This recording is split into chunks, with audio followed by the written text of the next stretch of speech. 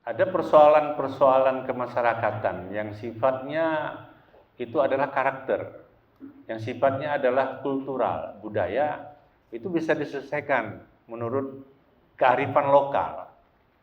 Tidak ada lainnya, harus peranata sosial itu yang harus ke depan gitu.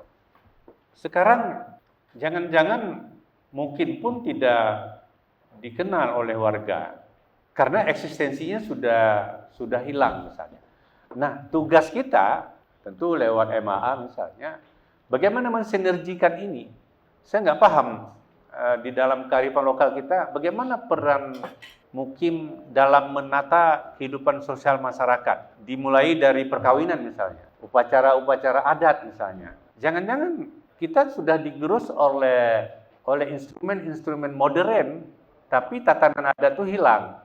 Nah, jadi di dalam misalnya upacara adat perkawinan, di mana peran mukim? Itu untuk salah satu menunjukkan eksistensi. Jangan-jangan saya pernah di suatu titik tempat, ornamen sebuah walimah perkawinan, itu nggak ada lagi instrumen adat di sana. Sudah modern.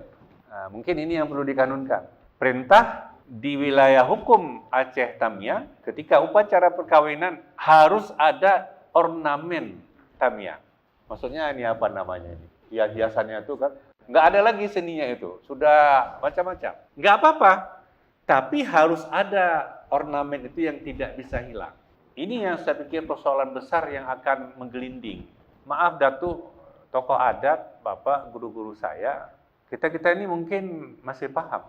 Tapi di level generasi milenial yang notabene nanti menjadi bonus demografi, kalau ini dia nggak lihat, itu akan hilang. Jadi itu yang paling penting sebenarnya. Kalau saya mau hormati benar itu tentang adat itu. Karena dalam instrumen mengumpulkan warga dalam kelompok kecil maupun besar, itu peran mukim, peran datuk harus ada di sana.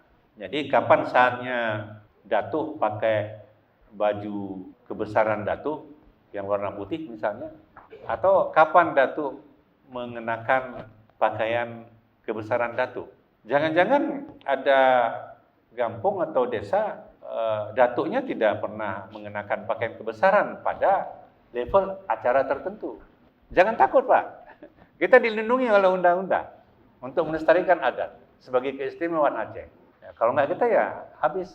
Kemudian di dalam titik-titik keramaian, ada nggak pesan-pesan adat, kearifan lokal itu muncul? Saya yakin bahwa Aceh ada 9 etnis. Masing-masing etnis itu punya khazanah, punya kearifan lokal yang perlu ditumbuh kembangkan. Sepertinya pantun itu, saya pikir dalam setiap event di Aceh Tamiang, tanpa pantun berarti sudah hilang satu identiti. Orang Melayu identitinya adalah pantun.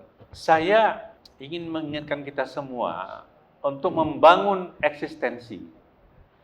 Jangan dimulai dengan kalimat-kalimat keluhan.